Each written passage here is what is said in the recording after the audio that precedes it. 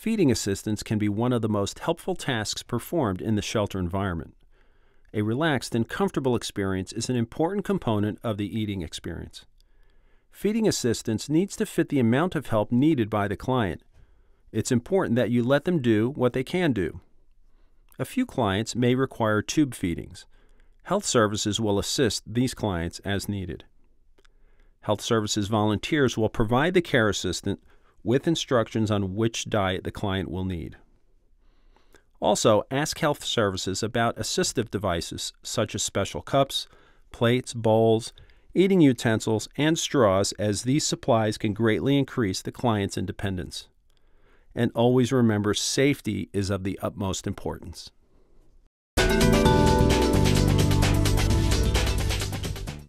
Hi. Hi. My name's Louise. Hi, I'm Jim. Hi, Jim. Got some food for you Well, here. thank you. Appreciate it. So before we do anything, let's put some hand sanitizer on. Okay. Just rub it around between your fingers. Okay, great. And would you mind pulling up a little bit? Okay. Yeah, certainly. Closer to the food. And let's see. Nice shirt on there. Do you need That would be great. Thank you. Covering for it? Yep. And do you need some help, or can you do this? I think I can get Okay, that. great. Okay. Thank you. If you don't mind, can you help with the that'd be water bottle? sure. I have a hard time with There those you with my go. hands. So thank you. And then, do you need any help with? Cutting the meat would be helpful. All right. Thank you. Thank you. Can do that.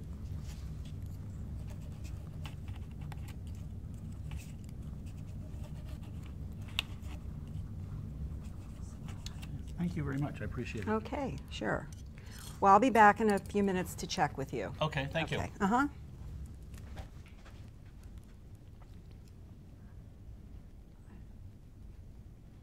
Hi, I've got your coffee for you. Oh, thank you.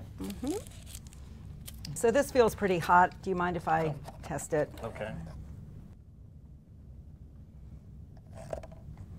Here Thank go. you. And so, how are you doing? It's a lot of food there. Are you? I think I'm done eating. Okay. Yes, I'm fine. Thank you All very right, much. Sure. And there'll be some snacks later. Okay, great. All right. Thank you. Thank you. Prior to assisting a client with feeding, wash your hands and ask the client to wash their hands. Soap and water are the preferred hand washing method.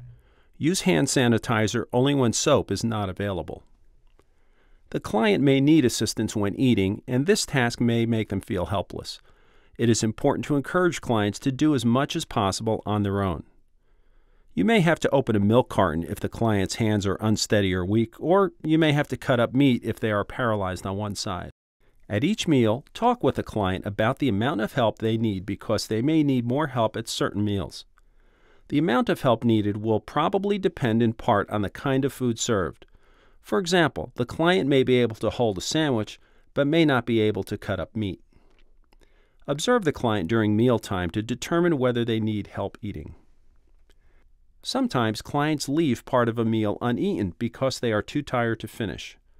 When a client stops eating, ask the client if they are still hungry or if they're too tired to continue eating. Then offer to help them eat more and offer a snack later in the day. If the client needs help during mealtime, try these suggestions. Make sure the client is positioned correctly. If possible, use a dining room or kitchen chair that pulls up close to the table. Make sure the client's feet are flat on the floor and rest their elbows or forearms on the table if support is needed. If necessary, place a towel or napkin over the client's chest to protect their clothing. Assist the client in using adaptive devices if needed. Serve finger foods such as grilled cheese sandwiches and fish sticks. If the client is going to drink hot liquids such as coffee or tea, test the temperature before serving by placing several drops on your wrist. If the liquid feels too hot on your wrist, then allow it to cool slightly before serving it. The use of a straw to provide liquids is not recommended and should only be used when the client requests it. Serving liquid at the correct temperature is especially important if the client drinks liquid through a straw, because the liquid bypasses the lips and delivers the liquid in the back of the mouth, where it could cause serious burns to the mouth or throat. Would you like a little water? Yes, please. Thank you.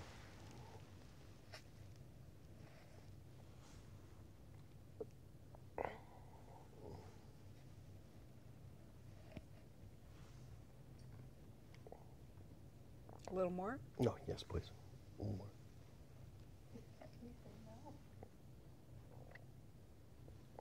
How's that? Thank you. Okay, sure.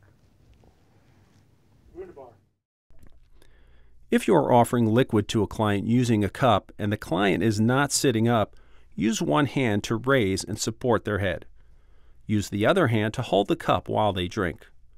Remove the cup often to let the client swallow. Offer liquids only when the client does not have food in their mouth. The use of a sippy cup is especially useful in these situations. If one is not available, a disposable coffee cup with lid is a good alternative.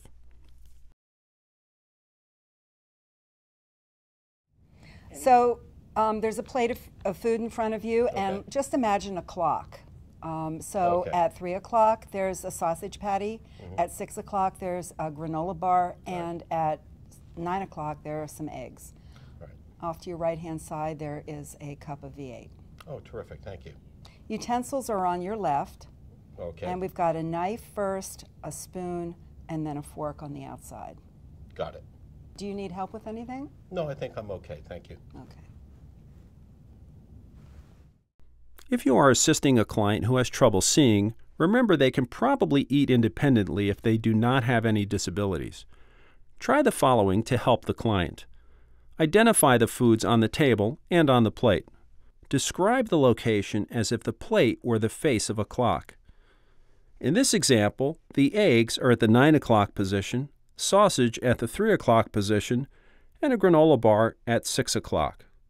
The utensils are placed to the left of the plate, and a drink is at the 1 o'clock position. Cut up meats or anything else that needs cutting. Open containers. Talk about the food to help the client visualize the food.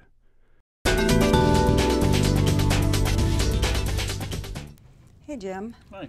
I just had a little conversation with Health Services. They told me you had a little trouble swallowing. Sometimes, So, yeah. okay. Do you mind if I sit here with you No, a not little at bit? all. No, Okay, thank you. keep you company Thank you. while you eat. So while you're eating, just a few tips they gave me is just to eat slowly. And when you're swallowing, you probably already know this, but put your chin down to your chest. Okay. It sometimes helps. Okay, thank you. Okay, sure.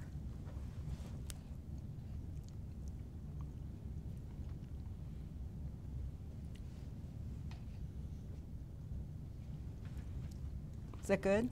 Yes, it is. Very good. Thank Good. you. If a client has trouble swallowing or often chokes, gags, or coughs during eating, notify the Health Services disaster responder. If they have had a stroke that has resulted in speech difficulties, they may also have trouble swallowing food. Clients that are having difficulty swallowing may need extra help. Remain with the client while they eat. If a client has had a stroke, place food toward the back of the mouth on the unaffected side because they cannot feel the food on the affected side, and it may accumulate in the cheek. Encourage the client to chew slowly and thoroughly. Eliminate distractions so that they can concentrate on eating. This may be difficult in a shelter setting. Try to assist the client and his or her loved ones to sit in the meal area that is away from TV or loud talking. Encourage them to tilt their chin down as they swallow. Allow enough time for eating. Hurrying could increase the likelihood of choking. Check the client's mouth during and after the meal. Food that remains in the mouth could cause choking. Observe the client closely as they eat, watching for signs of choking, and be sure you know how to respond. It's recommended that you take an American Red Cross standard first aid course for training. Hi, I'm Louise. Hi. And Health Services has told me that you need some assistance with eating. Is that correct? Yes, I need to be fed when I eat meals at home, so I could Okay. use a little help here, please. Thanks. Sure, sure. So I'm going to start with some water. Okay.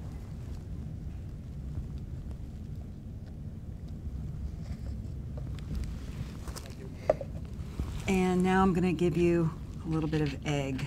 Okay. Okay?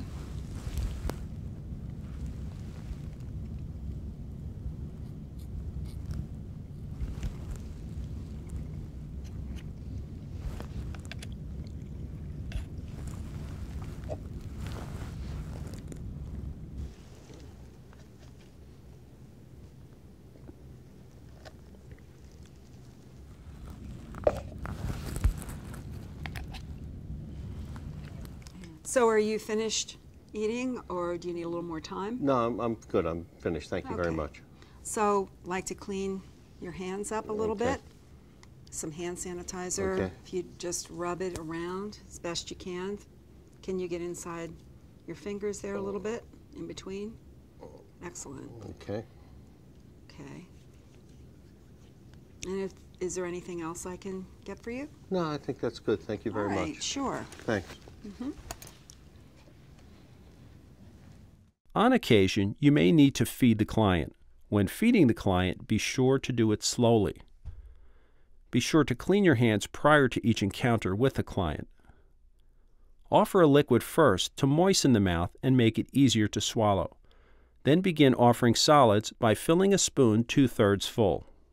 Touch the spoon to the client's bottom lip so that they open their mouth. Then touch the spoon to the tongue. Touching the lips and tongue lets the client know where the spoon is in the mouth. Allow time between bites so the client can chew and swallow. Offer liquids after several swallows of solid food, making sure the liquids are not too hot. End the meal with water to rinse the mouth. Name each food as you offer it and wipe the client's mouth with a napkin as needed. Spill-proof cups may make it easier for the client to drink. These cups are available in many sizes for adults and children, with or without straws. When the client has finished eating, remove the dishes and clean up the table. Help them wash their hands and brush their teeth or rinse their mouth.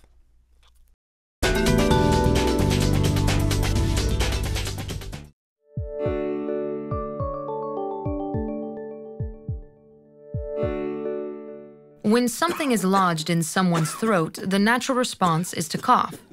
If the person is coughing forcefully, he's getting air. Encourage him to keep coughing. If a conscious adult or child can no longer cough, speak, or breathe, he may be choking. Have someone call for help and obtain consent. A conscious adult or child who has a completely blocked airway needs immediate care. Using more than one technique is often necessary to dislodge an object and clear a person's airway. A combination of 5 back blows, followed by 5 abdominal thrusts, provides an effective way to clear the airway obstruction. To avoid injury, never give actual back blows or abdominal thrusts to someone who is not choking. These techniques are simulated for training purposes. Provide support by placing one arm diagonally across the chest. Bend the person forward at the waist so his upper airway is at least parallel to the ground. This will help ensure that the object will not go back down the person's throat. Using the heel of your other hand, give 5 firm back blows between the shoulder blades. If the 5 back blows do not clear the airway, give 5 abdominal thrusts. Standing behind the person, use 1 or 2 fingers of one hand to find the navel. Make a fist with your other hand and place the thumb side of your fist just above the navel, in the middle of the person's abdomen. Grab that fist with your other hand. Give 5 quick, upward thrusts. Continue to give 5 back blows and 5 abdominal thrusts until the object is dislodged, the person can cough forcefully, speak or breathe, or the person becomes unconscious. If the person becomes unconscious, gently lower him to the ground, protecting his head on the way down. You may need to kneel behind a child to give effective back blows and abdominal thrusts. Do not use as much force with a child.